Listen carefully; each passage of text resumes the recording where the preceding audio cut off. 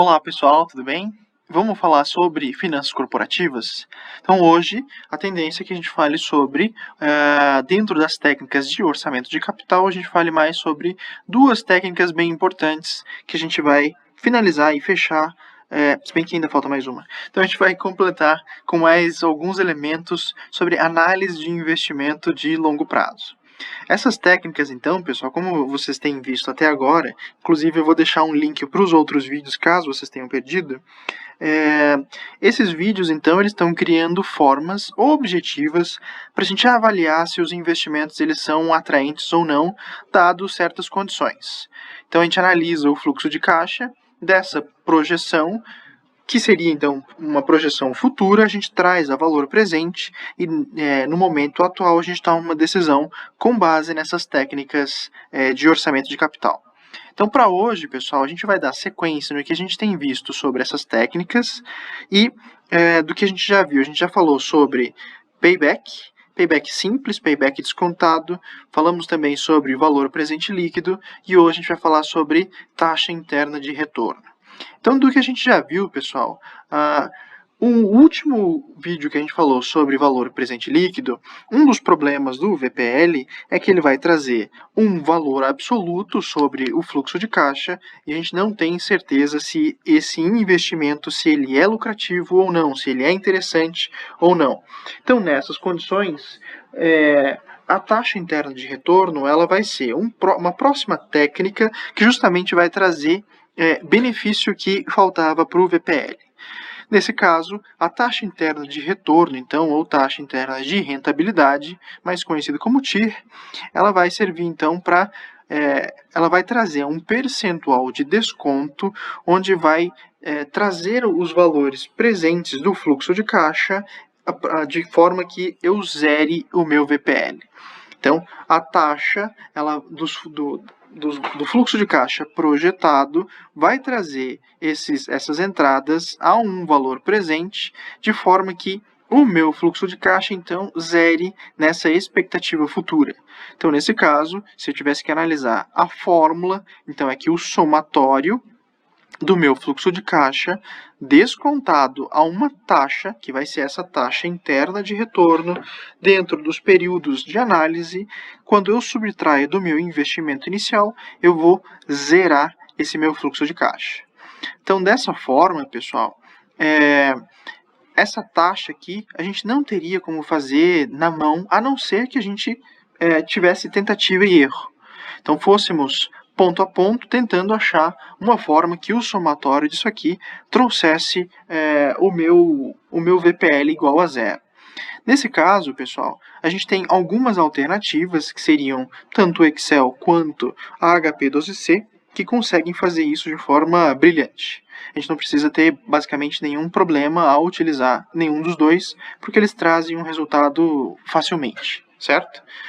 Como vocês podem ver, pessoal, imaginem o seguinte fluxo de caixa, ele foi projetado futuramente. Se eu fosse colocar taxas de desconto, como a gente já tem mencionado, como, por exemplo, a gente tem mencionado como custo de capital, imagina então que vocês precisam devolver as suas entradas futuras a um determinado valor de juros de empréstimo que foi pego para realizar essa operação. Então, de alguma maneira, você precisa saber ou ter conhecimento sobre esse percentual de custo de capital e qual que vai ter no teu fluxo de caixa futuro.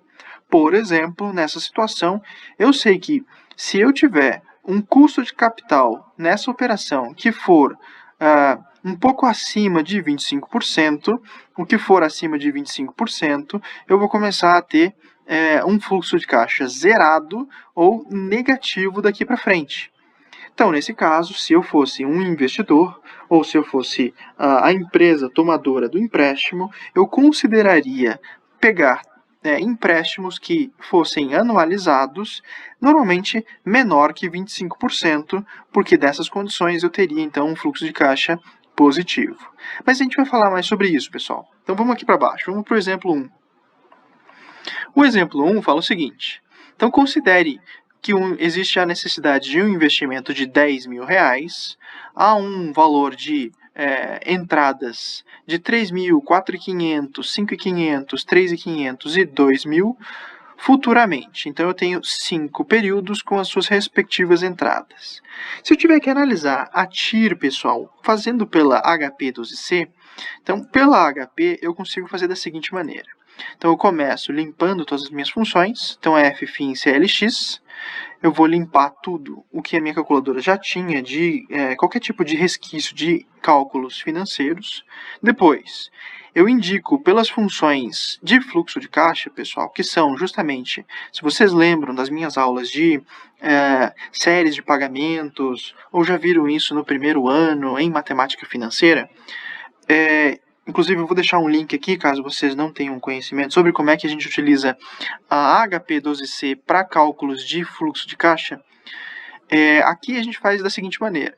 A gente vai indicar que o 10.000 ele é o nosso investimento, então 10.000 eu mudo o sinal, digo que eu quero utilizar a função de fluxo de caixa para denominar o investimento inicial, então GCF0, eu coloco.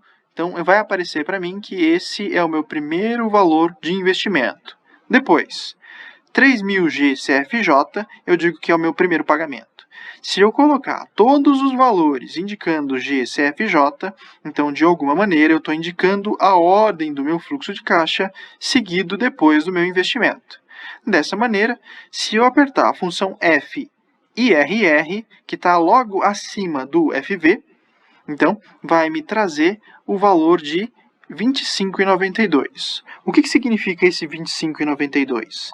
É justamente essa taxa que, se eu fizer o desconto do meu fluxo de caixa de 3.000, 4.500, 5.500, 3.500 e 2.000, se eu utilizar esses valores, de alguma maneira, então, com a taxa de R$ 25,92, eu zero o meu VPL, ou seja, no final do meu fluxo de caixa, eu tenho um retorno zerado, como vocês podem visualizar aqui. Então, aqui é 25,92, desculpa. Então, se eu tiver qualquer coisa menor do que isso, então se eu descontar a uma taxa menor do que isso, eu vou ter o meu VPL positivo. Daqui para frente eu tenho meu VPL negativo, ou seja, quanto mais eu aumento a taxa, pior fica para mim. Então, dessa forma, pessoal, como é que eu aceito um investimento sendo vantajoso ou não? Caso a taxa interna de retorno seja maior do que a minha taxa mínima de atratividade ou o meu custo de capital, então significa que o meu investimento ele é economicamente atrativo. Ou seja, se R$ 25,92 for maior do que o meu custo de capital, então quer dizer que eu vou ter um VPL positivo e quer dizer então que eu vou ter que vale a pena fazer esse investimento. Quer dizer, então, que eu só terei problema a partir do momento que o meu custo de capital for igual a R$ 25,92. Se for menor do que isso, quer dizer que os meus descontos eles estão trazendo um valor presente maior, e nesse caso, em decorrência disso, eu fico, então, com um fluxo de caixa positivo. Se, então, como eu disse, a taxa for igual ao custo de capital, ou se a minha TIR for igual ao meu custo de capital, então eu vou ter uma situação indiferente, eu vou ficar no 0 a 0. Já se a minha TIR for menor do que o meu custo de capital ou a minha taxa mínima de atratividade, nesse caso, então, o investimento ele não é atrativo, porque o meu retorno vai ser minorado, ele vai trazer, então, um prejuízo no meu fluxo de caixa. Então, como é que eu aceito se o meu projeto vale a pena ou não? Se eu tiver projetos independentes, onde o meu fluxo de caixa não interfere nos outros fluxos de caixa, então eu aceito o projeto que tiver a maior TIR do que o meu custo de capital. Então, nesse caso, se os projetos forem independentes, eu aceito o projeto que tiver a sua maior TIR do que o custo de capital, certo? Se forem projetos mutuamente excludentes, eu vou aceitar somente o projeto que tiver a maior taxa de atratividade e seja maior do que a taxa dos outros projetos. Ou seja, a maior TIR dentre todos os projetos e que for acima da minha taxa de atratividade. Ok, pessoal? Dando sequência, nesse exemplo aqui, pessoal, observem o seguinte.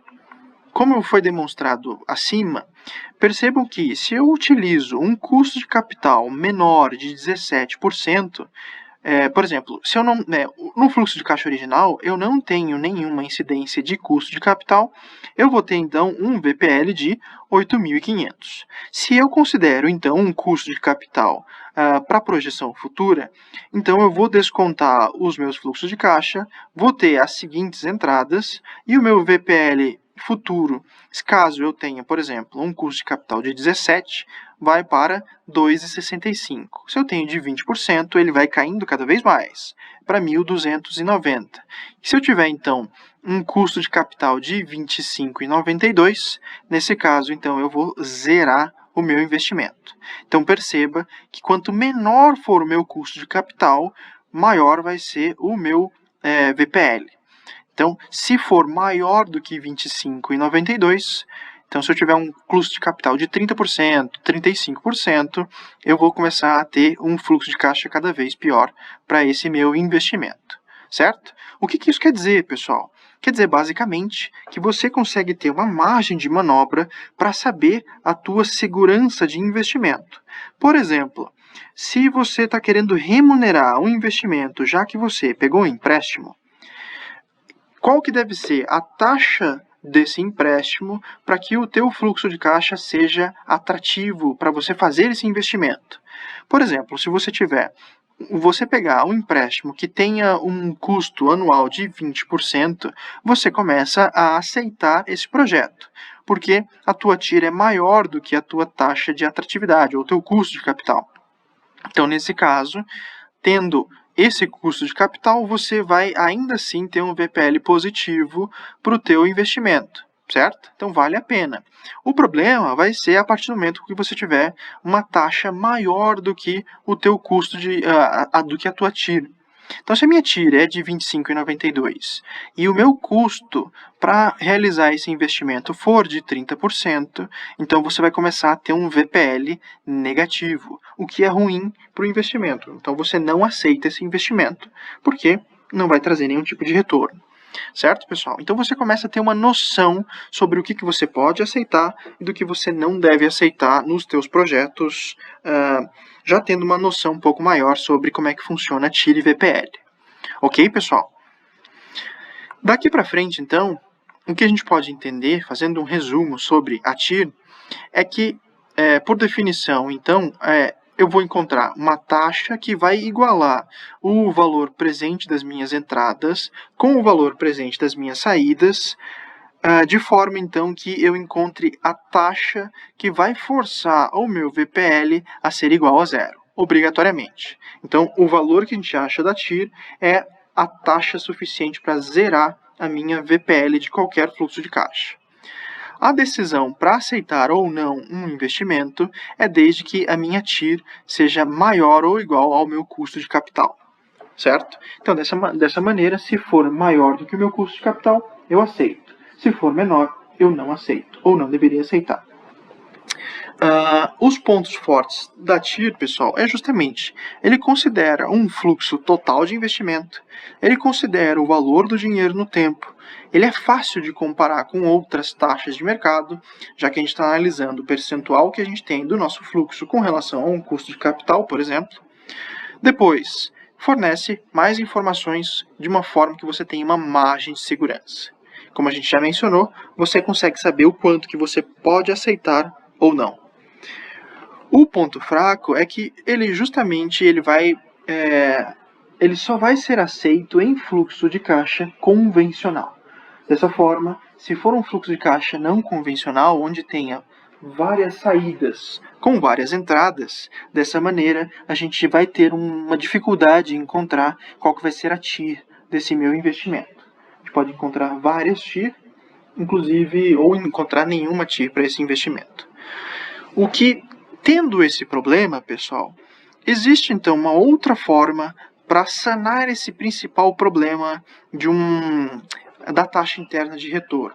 Por quê? Como a gente já viu, existem fluxos não convencionais. O que significa isso? Significa então que se por um acaso eu tenho investimentos sucessivos para chegar então no final do meu investimento principal, por exemplo, se eu tenho que comprar uma máquina e para isso demora pelo menos um ou mais períodos para eu começar a ter um outro retorno que justifique então a compra de outros equipamentos, dessa maneira eu teria fluxos não convencionais para a mesma proposta. Então eu teria várias saídas para começar a ter o retorno esperado do meu investimento.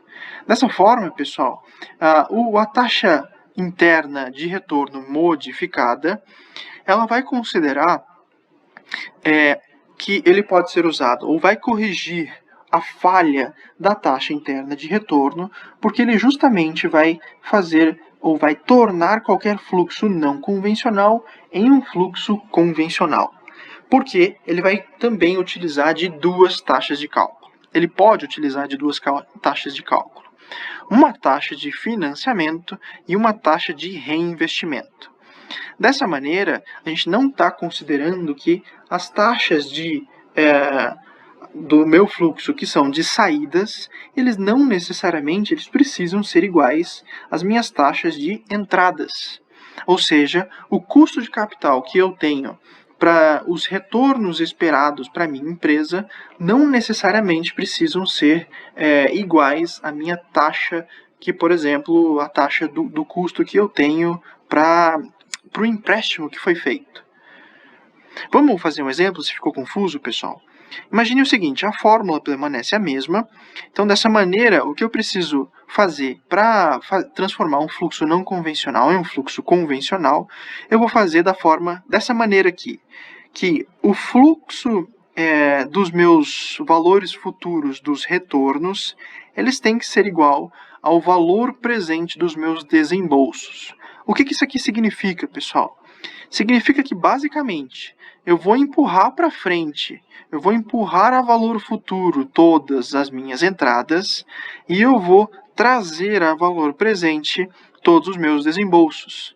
Então, se eu preciso pagar ou ter várias saídas para realizar a mesma operação, então eu empurro a valor futuro as minhas entradas e trago a valor presente todas as minhas saídas. Sempre levando em consideração que eu tenho que achar a taxa de retorno dessa operação. Então, considere o seguinte exemplo. Digamos, então, que para realizar, eu começo a fazer uma operação que vai me custar R$600 mil no ano 1. Nesse caso, depois eu começo com alguns retornos, por exemplo, de 500 e 600. Só que, para chegar nesse retorno de 600, eu tenho que então ter mais um investimento de 100 mil para depois ter um outro investimento de 100 mil. Digamos que eu tenha duas parcelas, uma no terceiro ano e uma no quinto ano. Nesse caso, vocês podem observar que é um fluxo de caixa não convencional e eu preciso então tratá-lo como um fluxo de caixa convencional. Como eu já demonstrei, eu vou empurrar o valor de 500 e 600 mil para frente e vou trazer a valor presente todos os meus desembolsos. Como é que eu faço isso, pessoal? Empurrar a valor futuro é justamente levar em consideração os valores, multiplicar por 1 mais o custo de capital que você tem para essa operação para empurrar a valor futuro. Então, nesse caso, como por exemplo, eu estou no ano 2 e eu quero empurrar ao ano 5, que vai ser o último momento da minha operação, então eu vou levar em consideração esse valor de 500, multiplicar a um custo de capital de 20%, que é o que o exercício diz, e vou empurrar 3 períodos para frente. Por que 3 períodos? Observem aqui no fluxo de caixa. Eu vou empurrar 1 período, 2 períodos, 3 períodos. Daí eu chego no meu último momento. E o ano 4? No ano 4 eu tenho que empurrar só mais 1 período. Então, para chegar no quinto ano. Então, eu vou empurrar todas as operações a um valor futuro. Então, aqui eu empurro a 3, aqui eu empurro a 1 período. Dessa maneira, o somatório dos meus fluxos de valor futuro é de 1.584.000. Depois, pessoal, eu preciso achar o valor presente dos meus desembolsos. Dessa maneira, eu vou fazer da seguinte forma. O primeiro, pessoal, o primeiro valor, ele já está em valor presente. Já é o ano de atividade, já é o primeiro. Então, nesse caso, se eu não preciso trazer a valor presente, se eu vou elevar a zero, eu vou ter o mesmo valor. Então, basicamente, não altero. Depois, o outro desembolso no terceiro ano, eu vou ter que voltar, então, 2 períodos. Então, nesse caso, observem aqui, eu vou voltar um período, voltar mais um período. Então, nesse caso, na verdade, eu deveria considerar isso aqui, inclusive, como ano zero. Mas, enfim, vocês entenderam, pessoal. Então, nesse caso, o terceiro ano, eu vou voltar 2 períodos a uma taxa, a um custo de 20%, imaginando que o custo e a taxa sejam de igual valor, como, por exemplo, uma expectativa dos sócios sobre esse investimento. Os sócios fazem o investimento e os sócios têm uma expectativa de 20%. Então, nesse caso, retorno 69 mil e 48 mil quando eu retorno 4 períodos nessa minha última saída. Dessa maneira, então, todos os meus desembolsos somam 717 mil reais.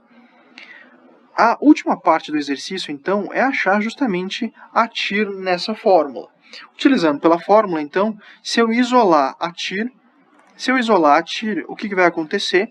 Eu vou ter que achar a raiz quinta, que é a quantidade de períodos do somatório do meu valor futuro, de todos os meus desembolsos, na verdade, de todos os meus retornos, dividido pelo somatório dos meus desembolsos, certo? Dessa maneira, quando eu tiro a raiz quinta disso, menos 1, eu vou achar, então, uma TIR de 17,16%. O que vocês acham, então, pessoal? Uma pergunta. O que vocês acham? Vale a pena ou não investir nesse investimento? E aí, o que vocês acham?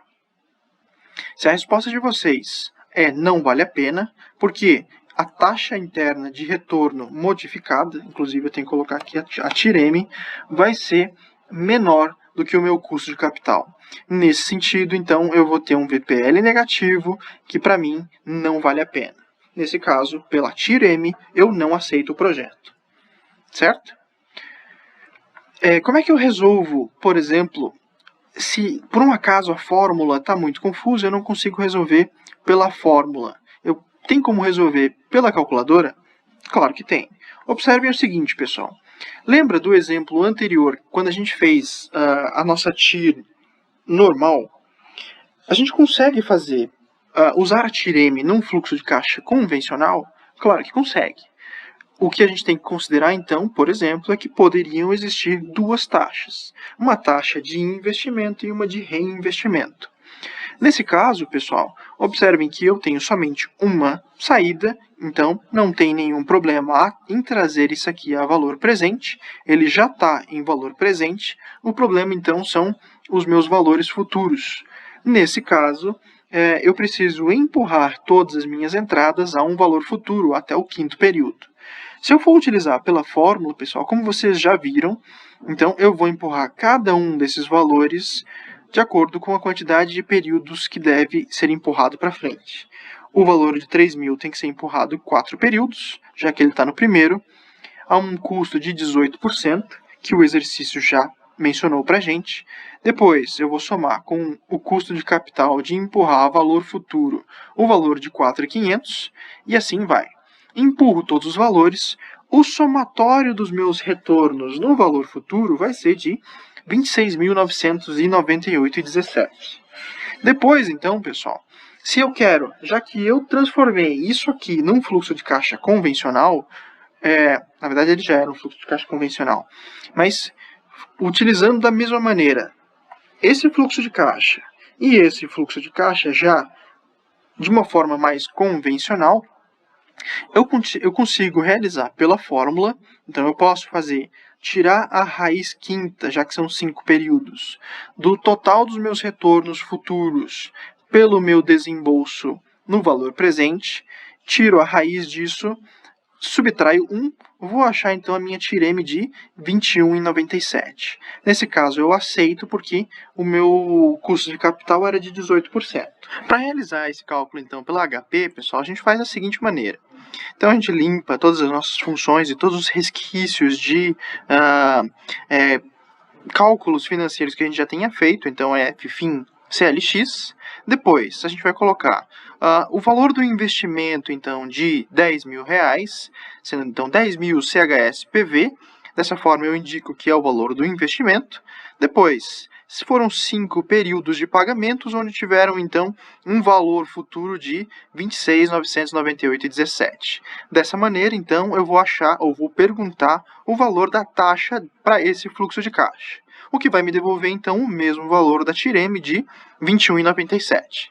Ok aqui então, pessoal? Dessa maneira a gente consegue realizar esses mesmos cálculos, tanto esse quanto o anterior, se a gente colocar os valores do PV e do FV de acordo com os movimentos que são feitos para cada fluxo de caixa. Ok? Então, pessoal, é assim.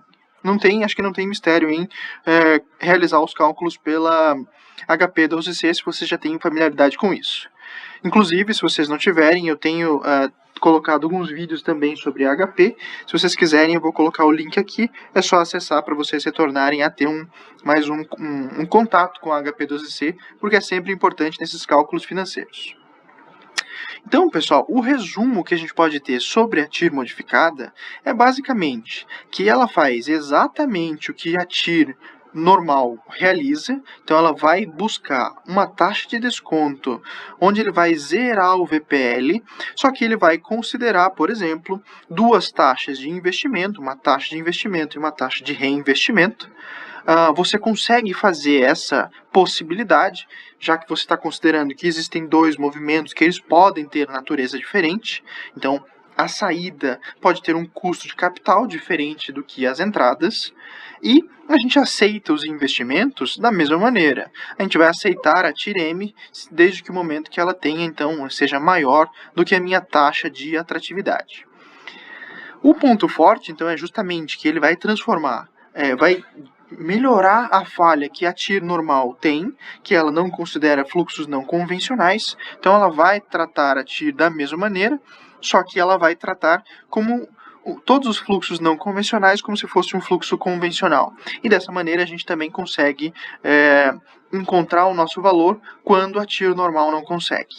O ponto fraco, pessoal, o principal deles é que a gente já precisa ter um maior conhecimento sobre o fluxo de caixa, sobre como é que a gente realiza os cálculos de valor presente e valor futuro, porque se a gente não tiver esse conhecimento, dificilmente a gente vai conseguir tratar o fluxo de caixa da maneira que ele deve ser tratado corretamente na TIR modificada. Então é basicamente isso, pessoal. A gente conseguiu nesse vídeo fazer a cobertura desses dois principais pontos de TIR, uma taxa interna de retorno normal e de uma taxa interna de modificada, tanto pela HP quanto pelo Excel, pelas fórmulas. E se vocês tiverem qualquer tipo de dúvida sobre os conceitos, sobre as fórmulas, como é que a gente trata isso, fiquem à vontade para colocar comentários aqui nesse vídeo ou entrar em contato comigo da melhor forma que vocês acharem possível e a gente vai conversando sobre finanças corporativas. Ok, pessoal? A aula de hoje fica por aqui. Agradeço a participação de todos. Nos vemos nos próximos vídeos. Um abraço.